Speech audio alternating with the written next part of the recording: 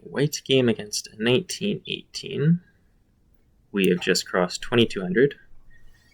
We're going to make some pretty slow gains because I'm going to limit it, I think, mostly to players rated lower than us as we get another French. Because I want to stay relatively close to our post-beginner range as we continue to test our post-beginner repertoire. We get another c5. No, we get something different. Okay, so the Nf6 is the one where we do have to play e5. So we spend a lot of the repertoire avoiding closed positions, but this is one where we do have to play with a closed center. And I think our point is that we want to be able to have two knights protecting this pawn on d4. So that means we do not play knight f3 right away because it's actually the knight from d2 that has to get there, and the other knight will come to e2, which means we have to develop this bishop first. And if they play c5, we can happily support it with c3. Conveniently, if they push the pawn again, we can tuck the bishop back to c2, but we can continue with our knights. So knight e2 or knight f3 first, I don't think it should make a difference.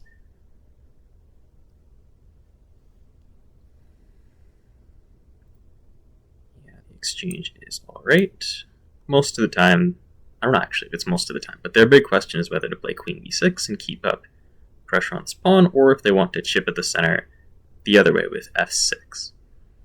And that, you may remember, is the line where we have to consider this kind of wild sacrifice of a rook takes f3, about, I don't know, 6 moves from now. But a6 I don't think is the right direction. I think that's going to give us a pretty free hand to do whatever it is we want. Yeah, I think this we would say they're just going kind of in the wrong direction. So, where exactly are we going to go with this? Because they haven't made us play knight f3 yet. So is there any argument to play f4 instead? Maybe. If you go to f5, the knight can always come to f3 afterwards. I don't think queen b6 is a problem because that f-pawn would be protecting e5. So if I'm thinking like a knight takes e5 and that pawn is pinned against my king because I pushed f2, shouldn't be a problem. But it is a fairly committal choice whether or not to play f4. It might be that we do not do that and we just gravitate our pieces over instead. So I'm thinking of a line that I commented on, where like if they play knight f5, I think we throw in a b3 to stop knight c4, something like that. But I think we'll stick with pieces for the time being.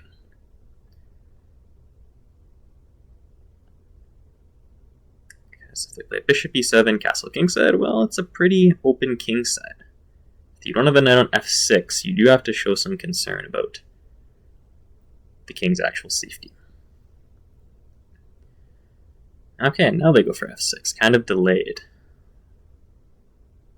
So not totally expected at this point, now that they've spent their time on a6 and d5. It's kind of inconsistent. So do we want to grab that pawn or ignore it? I'm thinking, like, if we move this knight and we get something with a queen h5 check, that's very tempting once they push their f-pawn. Don't know how easy it is to make that work, though. Like, if we said knight g3 takes, knight takes again. Could be some promise there, plus maybe it would open rook to e1. But we're comparing that with if we take this, I would think knight takes. Maybe we can do something kind of similar, like rook e1 and then knight f4 instead, or bishop to f4, bishop to g5. Rather than maybe if they play f5, does that shut down an attack? It could. I think we'll keep it a little more open then. We'll do this because I like my chances of rook e1, and I think we'll pause on committing the knight, although maybe bishop to b4. If that attacks a rook, would I be annoyed if I have to answer that? Well, I don't really know where I want this bishop to go yet. I think it could be a good piece, but I think one of its big purposes would be to trade for this black bishop anyways, whether that's bishop f4, they play bishop d6, or rook e1, bishop e4, bishop d2. So I think I will start with the rook and say, you know what, if you want to let me offer a trade with bishop d2, I'm going to be okay with that. And if they just sit back anyways, okay, then I'll develop this bishop more actively. Exactly. And I would definitely think queen takes. Connect the rooks. Maybe the queen even comes out to f4 or g5 instead, and this knight on f3 is a pretty decent piece where it is. So, do we think? Knight f4 just to attack this pawn. Maybe we can load up on that. We could throw in rook c1 to attack the knight on c6, but they probably want to play bishop d7 anyways, so I'm not sure if I can exploit that much further. Well, I should say maybe bishop d7 if they have to keep an eye on this pawn. So maybe that's a little bit of bait. Rook c1. See if they play bishop to b7 and forget about this pawn, which I can double attack. We can make that argument. And if bishop d7, okay, fine. I moved my rook to an open file at least. But I think my one little challenge is it's hard for me, okay, to move both of these knights because of this pawn on d4. So if we think knight f4, rook e8, I don't think they want to play queen c7 and step into my rook. Wouldn't be crazy to pull my bishop back to b1, actually. That might be worth a thought, because then queen d3, and then their knight gets tied on f6. So I think we do go queen f4, knight f4. Attacks a pawn, makes a threat, so black has to respond, even if it is a move that... Well, I don't know if there's a move they'd like to play. I don't think this rook would like to leave the f-file. And as I said, I don't think their queen wants to face up against this rook. Those are kind of their options. I don't think queen b6, any kind of counterattack is going to work, as we do have these discoveries with bishop takes d3 check. That could come into play. I think probably at 1900 they should be aware of that, but not necessarily. I think the more fun questions are if they ever play knight to e4. Because right now, okay, yeah, just bishop takes, but I was thinking like if bishop back, queen d3, and then knight e4, would I even sacrifice an exchange? I think as it is, I would, for sure, if I got the two free moves for bishop d3, or bishop b1 and queen d3. Because something like g6, we'd have a snap capture knight takes, and still have that battery. Yeah, there they go. So I think I like the looks of that. Because it's hard for me to put more pressure on this pawn right away. I am thinking of knight g5. But I don't know if it works great with respect to knight takes d4. What if we go through with this bishop takes h7? Is that worthwhile? I'm not sure.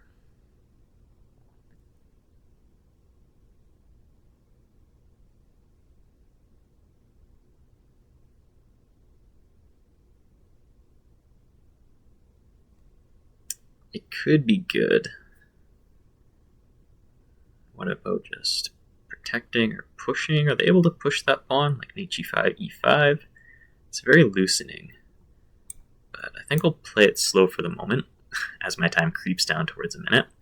Good for them that they've actually taken a little bit of time. Most of my opponents haven't done that to this point. And by the way, as we are getting, I think, close to a month of uploading these, definitely leave likes and comments if you enjoy. It lets me know that I should keep doing them, that you're still finding them interesting.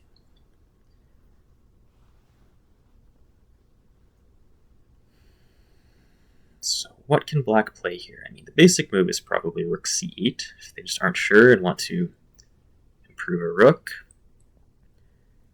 But how much can I keep mounting this? I think once I get queen d3 on the board, then knight g5 becomes a very serious threat. Because with the extra piece attacking h7, I'd also be threatening to take there with my knight, not just on e6. And I really don't think they want to play something like g6 or h6. Okay, so they do go queen d6. I guess what that might do is if I play knight g5, there's queen takes on d4.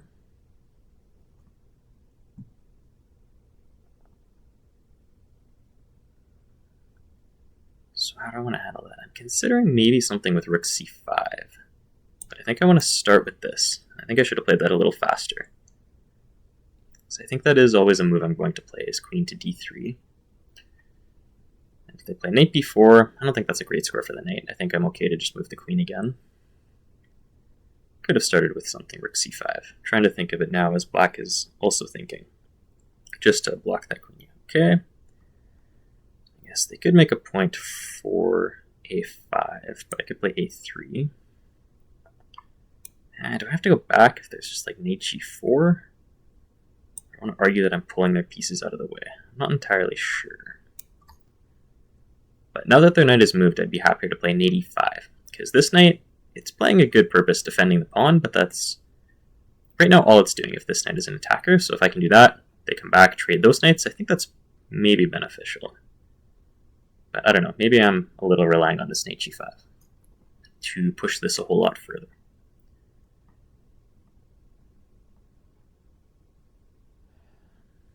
Yeah, I think I played a little inaccurately over the last few moves.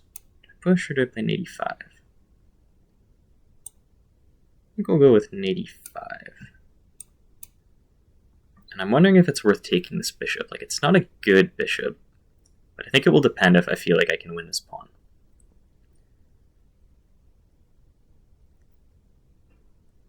But I think before I do something like that, I'd want to play h3, make sure I don't get back rank mated, although even then, actually, maybe this bishop on b1 has not turned out to be brilliantly placed.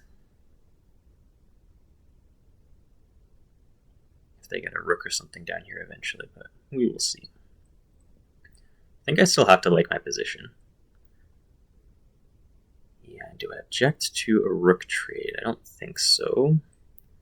Do I ever take this bishop now? I could. It removes the defender of the rook, and if they have to trade, then play knight takes, I get in.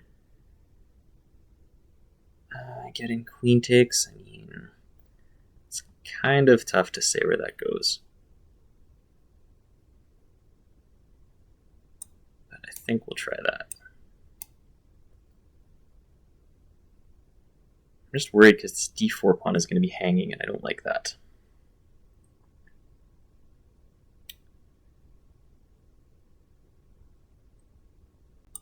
Well, we'll give this check.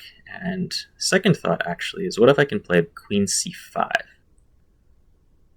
and try to create a passed pawn? Because I don't think I get anything good because this pawn is just too weak. Oops, sorry, queen c5 I meant. I was thinking of a3 as well, but this first. Probably not the strongest, but I obviously have not left myself with the time to puzzle it out properly. Now I would just argue, I think this is a good endgame. It is an outside passed pawn relative to a black passed pawn. So do I have a good way to press this or just bring the king over? I don't know. Good question is if they play knight d7, would I trade pawns or come back to defend with knight d3? So I'm thinking I should set up b4 to protect it, though maybe that just walks into something with a5. Kind of like to play bishop d3, because attacking this pawn would slow them down from pushing. But I'm not sure. There's some endgame details here.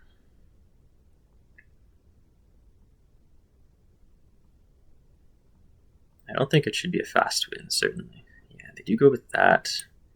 I think this first, I guess. I'm not thrilled with it, but I can't allow that passed pawn to just be lost. So wondering if there's any way I can take on h7, but it's really risky if they get to push something with g6. Especially bishop takes, e5, kick the knight away, so then they could play g6. I don't know that I would be happy with that.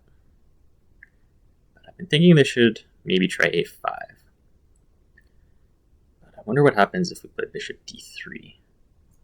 Yeah, if I have to be scared of a passed pawn of their own, because otherwise I have to play knight d3, and I don't love that. I'm trying to slow play it, but then maybe there's a problem with e5 and e4. I could play knight takes. Is that crazy? Maybe not. Because if they take with the knight, I get to protect this pawn again, and if they don't, well, they would have to move this knight instead. And if we get a chance to trade the c pawn for the b pawn, then if I get this as my passed pawn instead on a3, I think that's an improvement. Because it's further away from their king, I have a bishop, which should benefit me playing in both directions.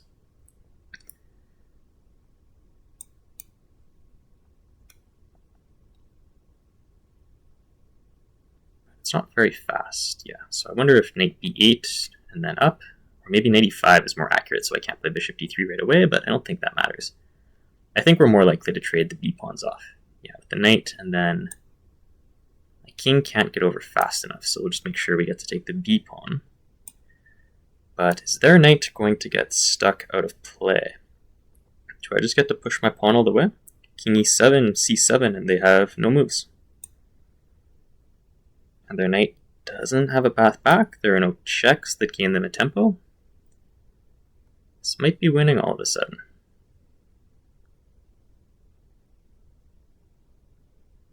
This is why we were so focused on making sure we have a passed pawn. As their time ticks down to the same red zone as me, because my bishop ends up on a really good square, stopping them from playing king d7. Yeah, so I think they had to do that, but they should be pretty comfortably winning now. Can bring the king forward and just make sure we keep a pawn that is not just the h-pawn, because we do see a dark square in the corner for the light squared bishop. So let's see if we can induce d4 and set up a light square blockade. Maybe no, not g4, I don't think, because we want to keep our pawns on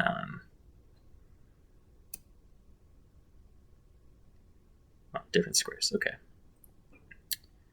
Now, how do we force our way through is the question. I could try to walk the king over this way a couple steps. I have to be careful of this pawn, but if I have to sacrifice my bishop for the d pawn while my king wins both of these other pawns, I think we're happy with that.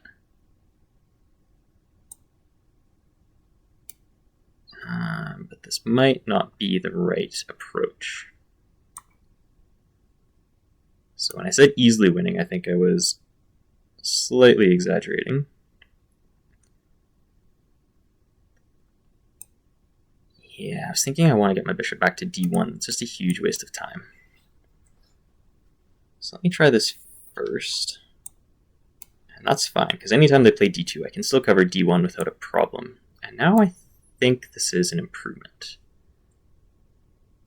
Again, because it takes their king a long time to get around to help.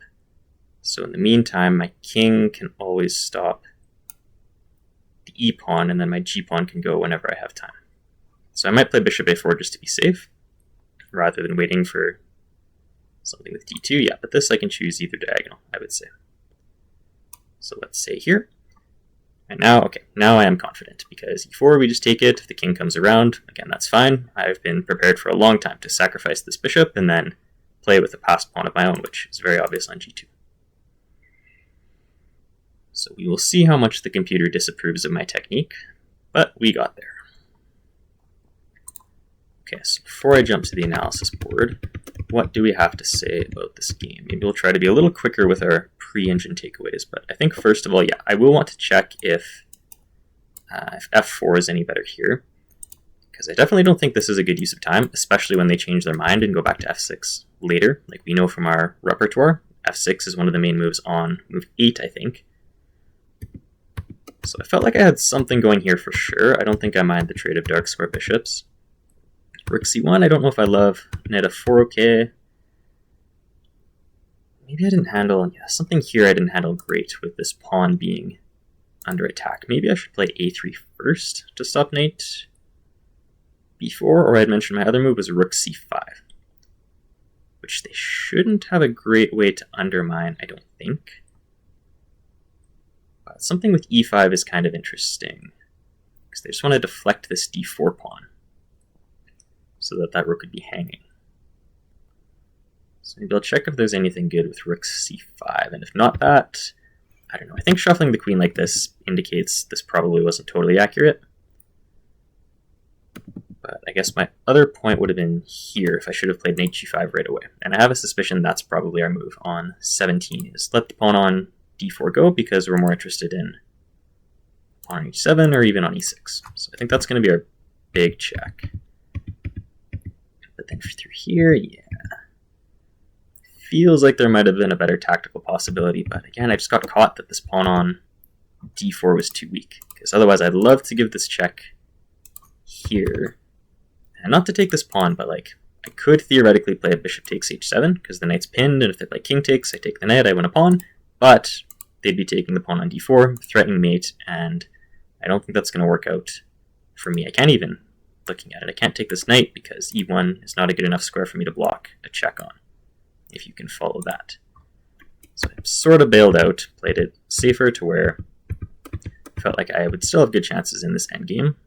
And the endgame, yeah, I mean, I won't think too hard about what the super accuracies were, whether I should have played bishop d3 sooner, but I think once we get here, yeah, I don't think there's a way for black to stop that pawn. And then from here, okay, how can I be less clumsy about this? Because one of my big thoughts already is how do I make a passed pawn, and preferably one that is not an h pawn. And I wasn't totally sure how to do that yet, because we cannot afford to trade a bunch of pawns, like something like g3 and f4, maybe that feels really natural, but if they get to trade these two pawns for these two pawns, I don't think we can ever win, because all we have left is that h pawn and no way to turn it into a g pawn or anything else. So there was some trickiness to it that I didn't quite appreciate at first, but I don't think I ever messed it up. It just felt kind of dangerous for a little while. But h4, it's because I don't really need that h pawn at all, so let's try to trade it off for one of black's more useful pawns. And I felt like my bishop could always come back and defend. I don't know if they could do anything more dangerous with their king. I don't think so, because, like, again, trading these two pawns, that probably doesn't bother me, because my king should be in position to get rid of these two pawns, even if it takes the h pawn. And then, as we saw in the game, I just need to keep this g pawn alive, sack this bishop for the d pawn. And, I mean, exactly the way the game went is more or less what I was thinking there. Anytime this pawn pushes, we can guard with the bishop, and yeah, there's just nothing for black to do. Even if the king walks around, our bishop sacrifices while this pawn runs away. So let's go take a look. Okay, happy to see no blunders, a few mistakes, so we'll see where those were. But as for our opening, all the way up to here, I think we are correct. We will confirm that quickly. So this was a white alternative where we had a French for, I don't know what this is, the third or fourth French game. So Nf6 forces e5, we know that. Bishop d3 first, we do start with knight e2. And they took once, and then, yeah, we see the main move is f6, followed by queen b6, but they chose neither. So we did everything we were supposed to do. We know we should have a pretty good position, and we can see, yeah, we have a small advantage, and black plays a not very good move, so we get an even bigger advantage. So Repertoire did everything for us that it is supposed to. I know we've had some fast wins so far, but that's really not what I expect to get from my repertoires. I expect to get good positions that we know we'll have good games from. And that is what we had here. Okay. So I can close the repertoire and we can open up the engine. So looks to me like so far so good. Castles is good. Knight f3 just improves that knight. And then here, yeah, here we did have our other options. Kind of interested to see bishop takes h7 right away. What exactly is our justification there? Maybe just queen d3 and come into g6. Okay, we'll pass over that because that's very erratic. Doesn't mind e takes f6, but even knight f4 first we could do instead. Sure. Same kinds of moves, right? Like once they play this, we know we're trying to exploit something on these squares. I just may not have done it perfectly accurately, but okay, fine. Let's take a look here. If they take it, not d3, but actually queen c2. Ah, no, okay. That's much more direct. It's because there's a double attack with this knight on c6. I do sometimes miss double attacks, and yeah, that's another vulnerability when they've played b5, is there is this loose knight on c6. So that would have been, yeah, a very quick tactic, and maybe you saw that. If so, well done. But instead, yeah, I was just focused on the slower positional approach, because as we've seen, my tactical radar has not been perfect throughout the series, but positionally, yeah, we're still doing excellent, even rook c1. Knight f4 is fantastic. Yeah, very happy overall with how we've gotten to this point. Like, well over +2 is excellent. There's this weakness, there's this bad bishop, even this knight still counts as a weakness. Rook e8, and yeah, I was wondering if we could have some kind of tactic here just now to deflect away from this knight, because that bishop takes h7 thing reminded me of that. And yeah, because whenever they play bishop takes would be the point, is we get to take this knight, and even if they play rook takes first, it's fine, we can trade rooks, and then we can take that knight. So also not something that clicked for me in the game, but when I saw that bishop takes h7, yeah, it reminded me that we should be keeping a closer eye on that knight, which, again, I played a safer, still good move, just not as good. And then, actually, I think my other question here was whether we could play knight g5 right away. Okay, that it seems I was half correct on. That it works, but it's not exactly what we should be going for. Because my idea would have been to play knight takes h7, I think, or would I have played bishop takes h7 right away? I'm not sure, but let's check the difference. So bishop takes...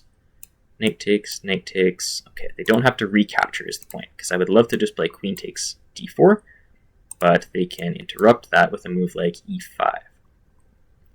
Compared to if we play knight takes, then if we tried the same thing, knight takes, bishop takes, this time is a check, they take, and then this is the end point that we would be hoping for. Where I don't think we've won any material, but we're just saying, hey, your king is wide open, you still have this bad bishop, this weak pawn. I think we'd be happy with that, and I can definitely imagine one of these rooks coming up and saying hello from h3. What we did, it's fine. Bishop to b1, we didn't need to rush it. I just maybe regretted slightly that I didn't find a chance for it. Even this, yeah, like we didn't spoil anything. 85 is alright, so it was capturing, and this was a blunder where, yeah, I knew there should be something here. I just didn't see exactly what, and you know what? There is another double attack that I didn't see. Rook takes, bishop takes, and then queen c3. We attack the knight, the bishop, and they can't block on c6 because of this knight on e5. So I think we just win a piece pretty safely if we see that move order instead. But I was thinking of trying to take advantage of the knight that ended up coming back to f8. I just didn't see it quite accurately. a3 pushes the knight back. Again, I was worried about this pawn, so I wasn't convinced that knight takes e6 would be great. But I think now we get a point. We get queen c8 here, yeah, and the point is they can't block on f8 anymore because of our knight being there, which means that we get to take the knight on d7. Okay, so that's another way to make everything work, is by briefly interrupting their queen's defense of that pawn. That lets us get this knight into an even more impactful place. So lots of little tactics that we didn't see. I'm kind of disappointed I missed all of these, and I'm even disappointed that bishop takes h7 actually works here. So what is our justification after queen takes? That we just play h4. And it's an only move, and I don't think that natural one. Like, yeah, of course we can make space off our back rank, but as for why this is so impactful, that is quite impressive. But I think we're looking for some kind of mating net. Our king would be safe on h2. Obviously easier to justify after the fact, but okay, that is impressive. And instead, yeah, I missed all of my chances. So we got a fantastic result from our opening, and then my poor play unfortunately led us down to roughly equality again. The small details, I'll kind of skim over those because it's not that much the point of this series. e4 versus knight to d3. e5 I thought was good for them. Knight d3 looks like I should be pretty happy with here. What was my alternative? I didn't really have an alternative, did I? Because I don't want to take this and then both of these pawns are weak. I think they probably both get lost. I'm not sure what a good order to show it is, but you really want to get still that bishop to d3, which I think is why it's saying knight to d3, because we'd love to get this position where, sure, it says it's equal, but maybe that's something we can work with, and at least we're definitely not worse with a good passed pawn. And other than that, I mean, we can't really play bishop d3 because they just take everything and we're the one who ends up down a pawn because the knights come in with great effect. So knight d3 just supports things as well as we can. Happy to see knight takes rather than a takes because that did give us some chance to push something, which I mean, it turned into a win in 2 moves. So that's great news because compared to this, what are we doing with this bishop? Because this knight is really tied to this defense now, and I don't have a job for that bishop. Again, I've said a couple times, I want that piece to come to d3 and attack this pawn, but there's this big horse in the way. So that, I think, was a pretty key move to keep the endgame alive. And then, yeah, I said they should have played knight to e5, because I was already looking at this, have been for a while. Knight e5 gets their knight on piece to c6, without letting me play bishop to d3. So by the time I get there, as they move out of the way, it's a little bit too late. Or, I guess I should say black is one move faster. Their king can come up in time, or c6 doesn't really work because they just attack that pawn, and it's in fact just lost if we rush. So we'd end up kind of sitting here, king e7, and then not sure where this goes from here, but black has obviously much better chances than they did with just being lost after giving up that pawn, and we both realized pretty quickly that the king just doesn't get there in time. King e7, c7, and these squares are both covered. The knight has no way back.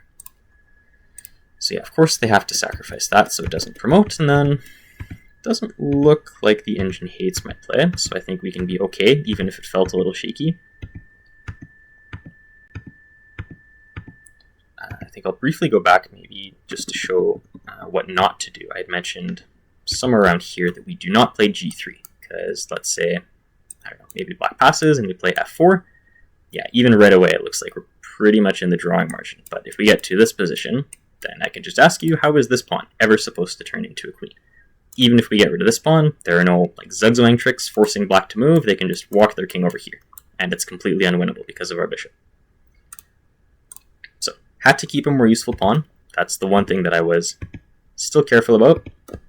It's helpful that they only have one passed pawn, and they just don't have a way to make two, because my pawn on f2 will always be able to trade for one, and like we said, the bishop can always sacrifice itself for d3 whenever it has to. So I don't think I need to show the way this goes, but maybe a couple moves at least is if the king comes around, well, our pawn is just running away. We sacrifice for that. We can take e4 for good measure, and yeah, no question that this is a simple win. So another French game to add to the list. We did play it, like I said, as well as we were supposed to. Black went wrong, gave me some really good chances that I'm kind of disappointed I didn't put away more cleanly, but at least we did get there in the end. These double attacks, man, like I said, I do miss them, and twice I missed them in this game, something like this. Alright, drop a like if you enjoyed this game, or comment if you like, and then I will see you again for the next game.